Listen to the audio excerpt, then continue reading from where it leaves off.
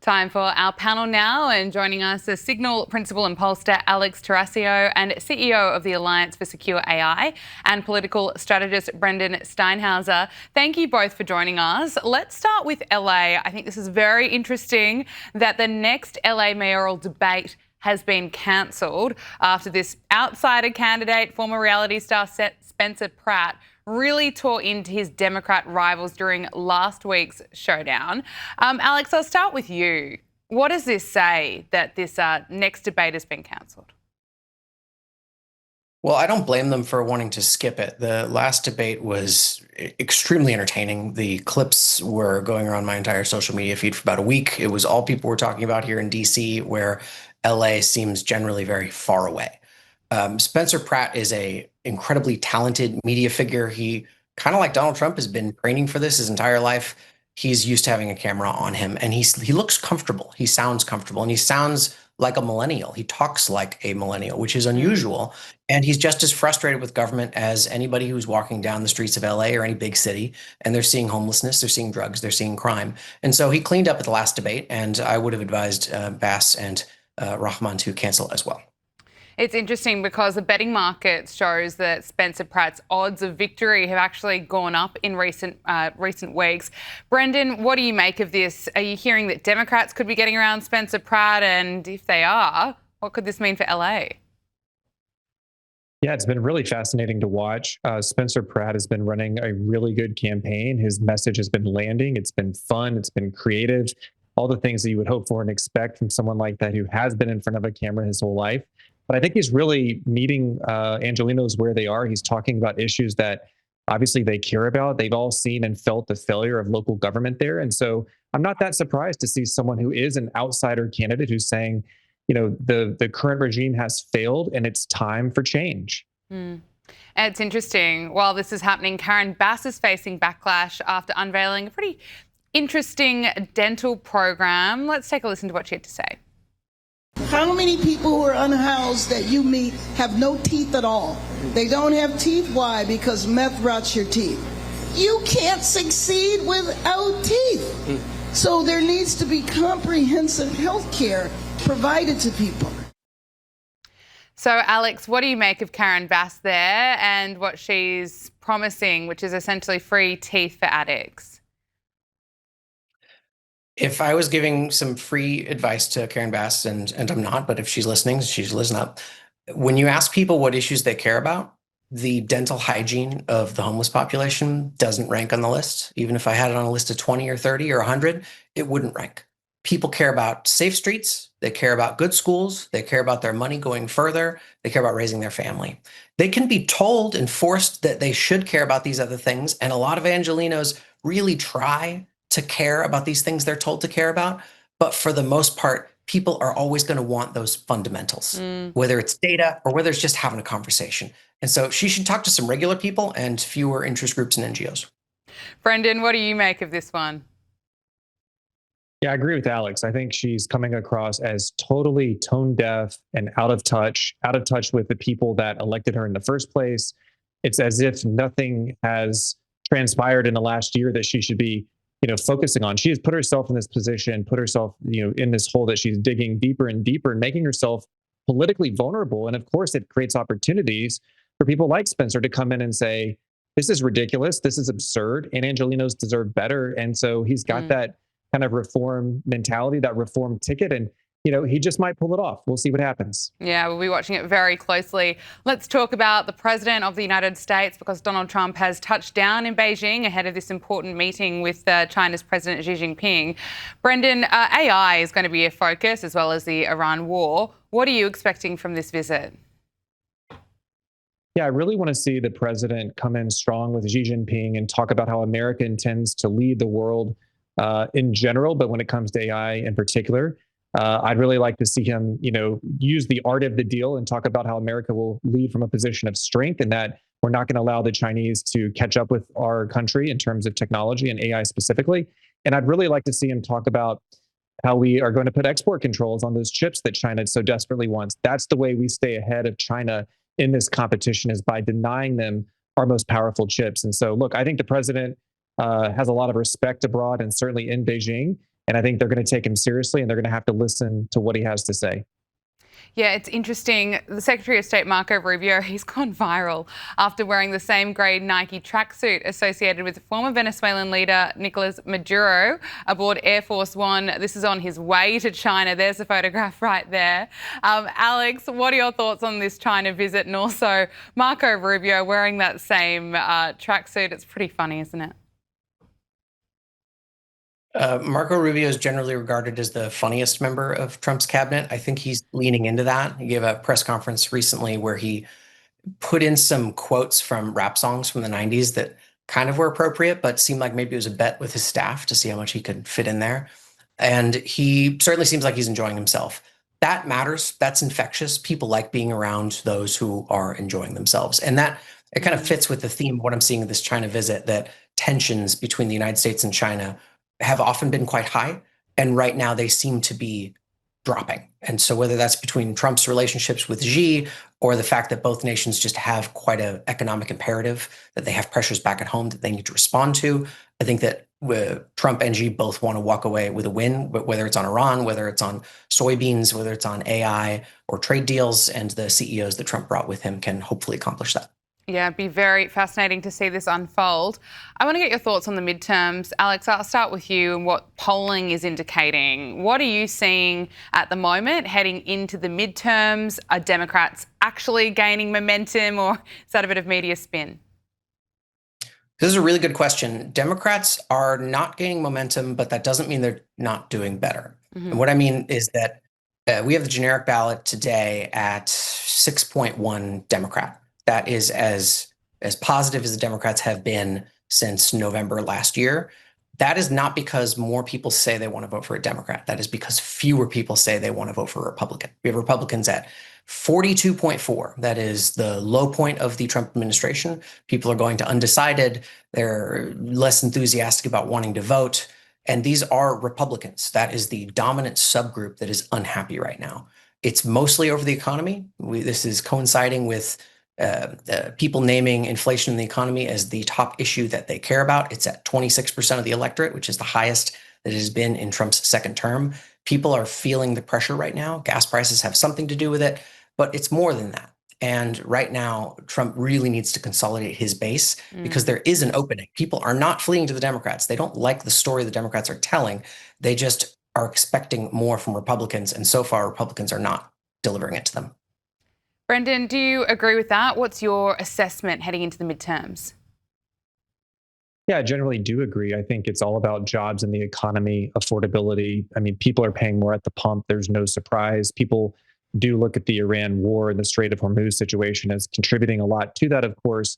But I think that we are early in the process. I think if Republicans can kind of get ahead of this and they can start to talk more about what things would look like in a Democratic administration, how things did look under the Biden administration, compare that to what Trump did in his first term, and talk about how he expects gas prices to come down once this war wraps up. I think there's an opening there for Republicans to still, if not win the House or keep the House in November, at least make it close. And certainly I think they'll keep the Senate. But on that jobs front, tying that back to AI for a minute, we are watching closely potential job losses due to automation. So I think that's an issue that Republicans, who now basically represent the white working class and all middle class and working class voters at this point, have to pay a special attention to, because those are swing voters in a lot of these key Rust Belt states. I want to get your thoughts on the new Fed chair. Kevin Walsh has been confirmed as the US Federal Reserve chair, succeeding Jerome Powell at the end of his 8-year term. Now, Mr. Walsh is widely considered to be a bit more aligned with US President Donald Trump, who's been demanding rate cuts.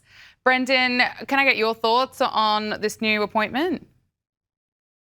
Yeah, I think that's exactly right. I think the president has been looking for someone that will sort of pursue the policies that he wants to see. I think the president has been very clear he wants to see interest rates cut. He believes that's going to boost the economy. It's going to prime the pump and create a lot more activity and positivity in the environment and in the economy. And I think he's probably right about that, certainly in the short to midterm. I do worry about boom and bust cycles, but I think that he's looking for someone that is going to, get those interest rates down so that people can go and put capital at risk and get the economy growing. Because as we just talked about, the economy and jobs is definitely going to be either the number one or the number two issue in the midterm elections. Yeah, it certainly will be. Alex, I want to get your thoughts on this one. The Texas government really welcoming New York companies. This is after Mamdani, of course, has been demonising wealthy CEOs. What do you make of Texas Governor Greg Abbott kind of rolling out the red carpet for New York businesses? Well, I hope he hires Texans because Texas is becoming a politically more competitive state all the time. But it is a good thing for Texas. I think it's a good thing for these businesses. There is pretty non-serious governance that goes on in America's two biggest cities, LA and New York. And we had an earlier segment on that. That's why Spencer Pratt is surging. I actually think that Mamdani seems to be a bit of a more serious character, but he comes in an environment where everybody wants to raise taxes on who they perceive to be the most wealthy or the most successful, but people can move. Those people have a lot of means, and it's easy for them to have a lower tax burden elsewhere. And so I don't blame Governor Abbott for inviting them in. It's good for Texas. I hope that New York learns its lesson, but I don't think that they're going to. Do you think they will, Brendan? Do you think New York's going to learn its lesson? I don't think so. And being a native Texan and speaking to you tonight from Austin, I have to tell you, the Texas miracle is real. It's happening. We have no state income tax. We have a housing market that is healthy. People can afford to buy houses in Texas. People are moving here in droves and have been for the last decade. We are building. We are, drilling for oil. We are, making inroads and bringing in these great companies to Texas, especially to places like Dallas and Austin. We've had obviously a lot of high-profile billionaires move to Austin in particular over the last year. People are fleeing high-tech states like California, New York, and Illinois, and they're coming to places like Texas and Florida. And so I think that's a great example of where states can be laboratories of democracy. And, in this case, the Texas miracle reigns supreme. I want to ask you both about two Australians. I know we cover a lot of what's happening over in the States, but this is interesting. US border agents say that they had national security concerns about this social media influencer here in Australia called Abby Chatfield. They had national security concerns about her boyfriend. His name is Kelly Holiday, before denying him re-entry into America. So he's the front man of a band called Peking Duck. His real name is Adam Hyde, and he says he was detained at the US-Canada border after a show in Toronto and was forced to cancel several North American shows. Officials have not detailed the exact concerns, but there's plenty of speculation as to whether the decision was linked to Abby Chatfield's social media activity. Let's just listen to some of the things she has said in the past. Americans, when are you going to do it? Why isn't it already done? Every day there's another happening, right? Awful for your country. Awful, right? Why don't we redirect this energy to something else? There's all these incels that are going, oh my so they go and do, what would actually make people respect you a little bit and make people want you? Is if you did it. You get heaps of fan mail. Oh my God.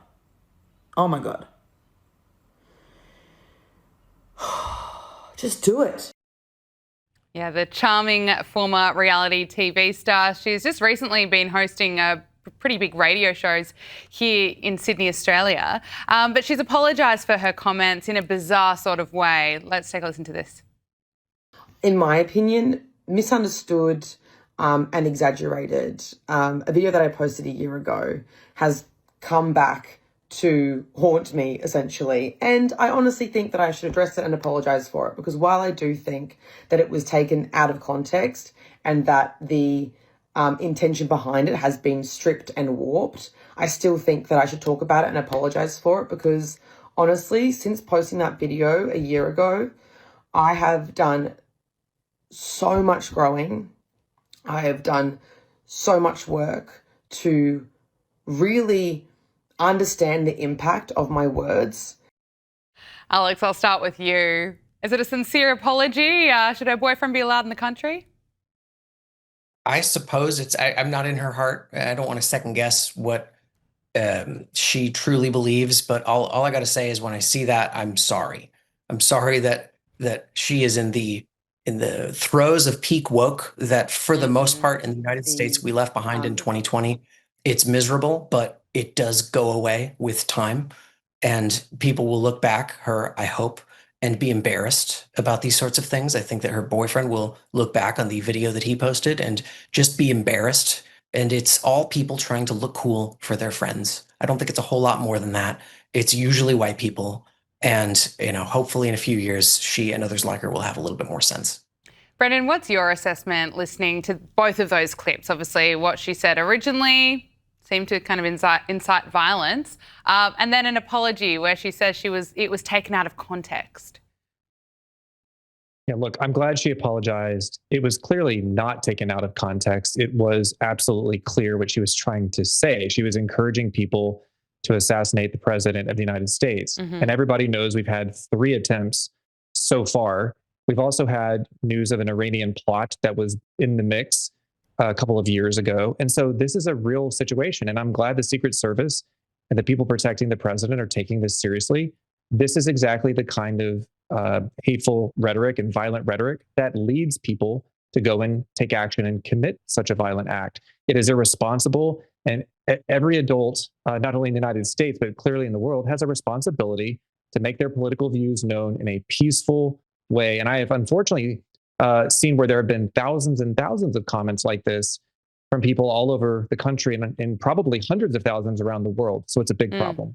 No, I agree with you. I mean, she's not the only one who've made those sort of suggestions. I wish she was, but it's, I've seen so much extreme commentary coming from the far left. I want to talk to you about Stephen Colbert. America's late night hosts are being roasted online after appearing together during Stephen Colbert's final run of shows. This is the photograph. Piers Morgan joined in kind of the trolling, writing, great to see America's late night TV hosts come together yesterday as a shining example of the DEI they love preaching about. So, of course, Stephen Colbert is preparing to end his run on The Late Show after CBS announced that the program would be cancelled amid falling ratings and mounting financial pressures. Alex, is the show going to be missed? Not particularly. And I think even aside from the political, one-sidedness of these shows, Americans have just moved on in their media habits.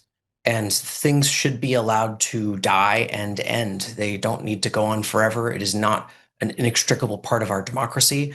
It's just a TV show that happens to be really expensive to produce, and it caters to an environment that just doesn't really exist anymore. And so people are getting their news from shows like this. People are going online, people are going to podcasts, they're going to their friends, they're going to social media, and they just don't need what the various late shows are selling. Some of them are still standing for now, but I don't think that people will look back and particularly miss it because we have already grieved and moved on a long time ago. What's next? Is Jimmy Kimmel next? Brendan, I want your thoughts. And I just have to say, I loved Piers Morgan's comments, saying, great to see America's late night TV hosts come together as a shining example of the DEI they love to preach, being, of course, very sarcastic. What's your take when you look at them together? Yeah, I think that lands by Piers Morgan. Look, I actually went on the Colbert Report on Comedy Central many years ago. It was a lot of fun. And back then he didn't take himself too seriously. It was just sort of a fun show and everybody enjoyed it. He didn't get, too political. We talked about politics, but it was just something he didn't take himself as seriously. He didn't really weigh in with comments in a way that was trying to divide people. And I think he just went down this different path. And I think he lost a huge segment of the population that just wanted entertainment and, tuned in into late shows. But I think Alex is right. I think the habits have changed. And I think that the political propaganda that these guys have been pushing is just not what the American people are looking for. And that includes not just, Republicans in this case, but plenty of independent voters and even Democrats. I think they just want these shows to be about entertainment, music, interviewing people, and keeping it pretty lighthearted. But instead, they've gotten very political, very nasty, and very personal. Yeah, no, I completely agree with you. Instead of focusing on humour, so much of it becomes very political, very, very far left, which turns a lot of people off. Signal principal and pollster Alex Terraccio and CEO of the Alliance for Secure AI and political strategist Brendan Steinhauser, thank you both so much for your time. Great to speak with you. Thank you.